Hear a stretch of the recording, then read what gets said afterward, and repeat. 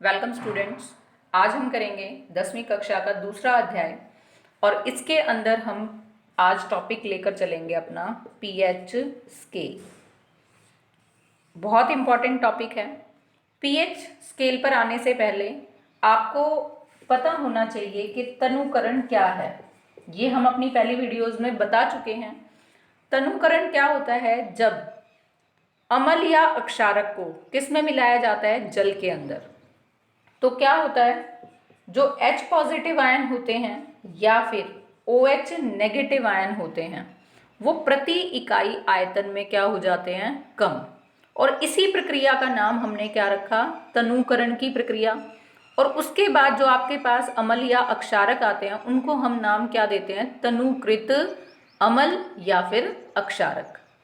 अब बात आती है कि जो आपके पास ये H पॉजिटिव या OH नेगेटिव की सांद्रता का कम होना प्रति इकाई आयतन में, तो वो आपको कैसे पता चलेगा? उसी को ज्ञात करने के लिए हमारे पास क्या आ जाता है? PH scale. पीएच स्केल को विकसित किसने किया था? वैज्ञानिक सोरेनसन ने। और कब किया था? 1909 में। अब जो आपके पास पीएच स्केल में जो ये P है, स्मॉल p जो हमने लिखा, ये किसको बताता है? पुसांस को। पुसांस का मतलब क्या होता है? पोटेंज। पोटेंज एक जर्मन वर्ड है जिसका अर्थ होता है शक्ति। और H आपके पास यहाँ पर किसको प्रदर्शित करता है? हाइड्रोजन आयन को, H पॉजिटिव आयन को। अब जिसके अंदर जितना H पॉजिटिव आयन होगा, इसका मतलब क्या है कि वो उतना ही ज़्यादा क्या होगा? अम्लीय। हम pH को इस तरह भी लिख सकते हैं कि pH किसके इक्वल होता है? Negative logarithm of H positive ion concentration. यानी कि नेगेटिव लॉगरिथम ले लें हम किसका? H पॉजिटिव आयन की सांद्रता का। अगर आप किसी को भी इस तरह से ब्रैकेट में रखते हो तो उसका मतलब क्या है? वो उसकी क्या बता रहा है? सांद्रता को। अगर हम इस एक्सप्रेशन को देखें तो यहाँ से हमें समझ आ रहा है कि जो pH है और जो H पॉजिटिव आयन की सांद्रता है वो एक दूसरे से कैसी है? व्युत्क्रमानुपाती है। अब व्युत्क्रमानुपाती में क्या होता है कि अगर आपके पास pH बढ़ेगा तो इसका मतलब H पॉजिटिव आयन की कंसंट्रेशन घटेगी। इसको हमने इस तरह से भी लिख सकते हैं हम इसको। तो अगर आपके पास H पॉजिटिव की सांद्रता बढ़ेगी तो pH घटेगा, या H पॉजिटिव की सांद्रता घटेगी तो pH बढ़ेगा। तो हम क्या कह सकते हैं? अगर किसी भी विलयन में pH का मान कम है तो इसका मतलब क्या है? वहां पर H पॉजिटिव की सांद्रता अधिक है। या उल्टा भी कह सकते हैं हम कि अगर किसी विलयन में H पॉजिटिव की सांद्रता कम है तो वहां पर pH का जो मान आएगा वो ज़्यादा आएगा।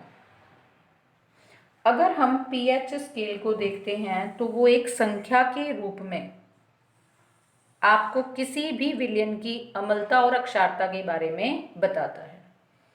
इसमें आपके पास जो संख्या है वो कहाँ से कहाँ तक जाती है? 0 से लेकर 14 तक। और इसके बिल्कुल बीचों बीच क्या होती है संख्या? 7। यहाँ पर 1 2 3 4 5 6, आगे इसी तरह से 8, और लास्ट में कहाँ तक चला जाएगा? वो 14 तक। 7 जो आपके पास pH का मान है वो किसको बताता है? कि जो आपके पास विलयन है वो ना अम्लीय है ना अक्षारीय है, मतलब कि वो क्या है? उदासीन। 7 से नीचे जो आपके पास pH संख्या है वो क्या बताती है? कि जो आपके पास विलयन है वो कैसा आएगा? अम्लीय। 8 से 14 तक यानी कि 7 से ऊपर pH की संख्या आपको बताएगी कि जो आपके पास विलयन है उसका कैसा नेचर है? अक्षारीय। अब इसमें ध्यान रखना है जो मैंने यहाँ पर बताया कि जितना pH कम होगा इसका मतलब जो आपके पास विलयन होगा वो उतना ही ज़्यादा क्या होगा? अम्लीय होगा। ऐसे ही अगर आप अक्षारक की तरफ जाते हैं तो इसका मतलब क्या होगा? कि जितना आप अक्षारक की तरफ जाओगे H पॉजिटिव आयन का उतना ही कम आपके पास क्या होगा? अमाउंट। तो इसका मतलब पीएच उतना ही ज़्यादा होगा।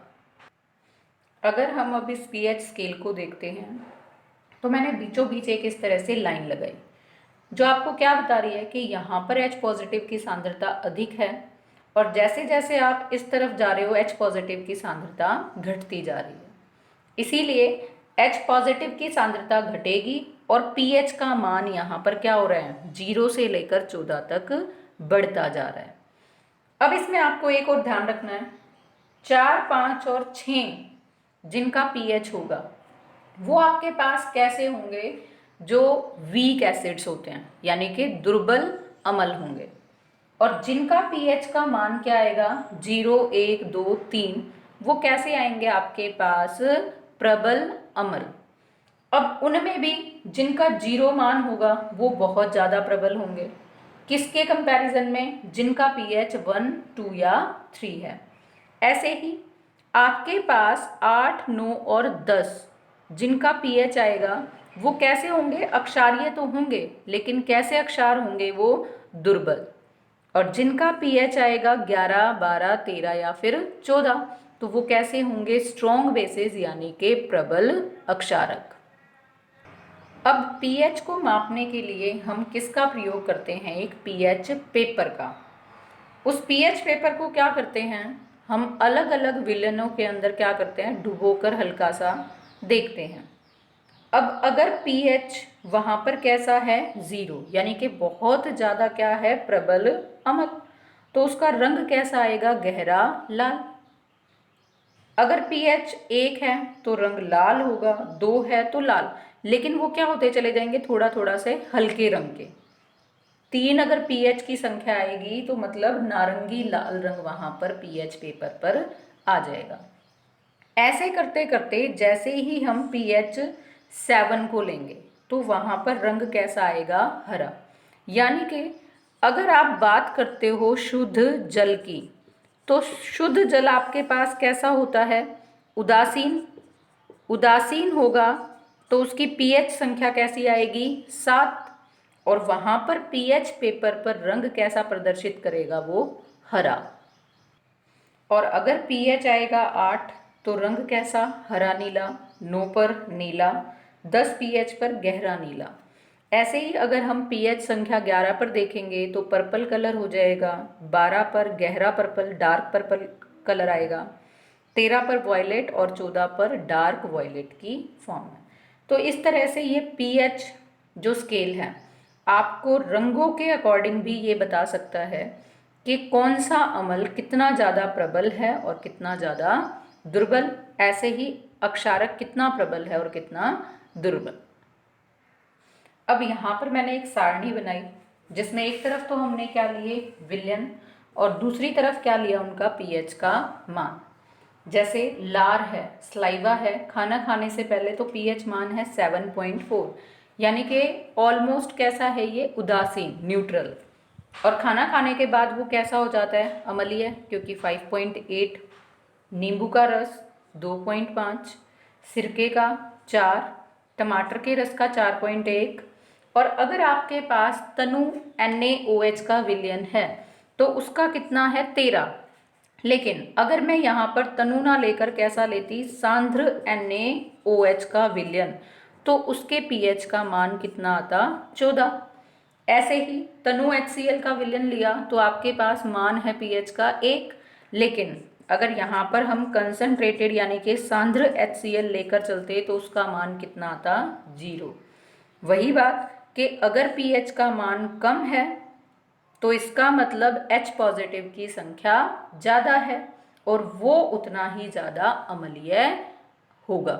ऐसे ही आपके पास किसमें है, NaOH के अंदर। आप और भी देख सकते हो pH मान, जैसे मैंने लिया यहाँ दूध, तो दूध का pH मान आता है 6.5। शुद्ध पानी, प्योर वाटर, उसका pH मान कितना रहता है, 7, क्योंकि वो कैसा होता है, उदासीन। ऐसे ही अगर हम बात करते हैं ब्लड की, अपने रक्त की, तो उसका pH मान कितना होता है, 7.4। अंडा है, उसका pH 8। रक्त का pH मान 7.4, अंडे का 7.8, टूथपेस्ट 8, और जो आपके पास NaHCO3 है यानी कि जो बेकिंग सोडा है उसका मान कितना है 8.5। MgOH ट्वाइस यानी कि मिल्क ऑफ मैग्नीशिया जो हमने किस में पढ़ा था एंटासिड दवाइयों के अंदर, उसका pH मान कितना होता है 9। तो इससे हमें आइडिया हो जाता है कि कौन से आपके पास विलयन अम्ल हैं और कौन से अक्षारक के रूप में हैं।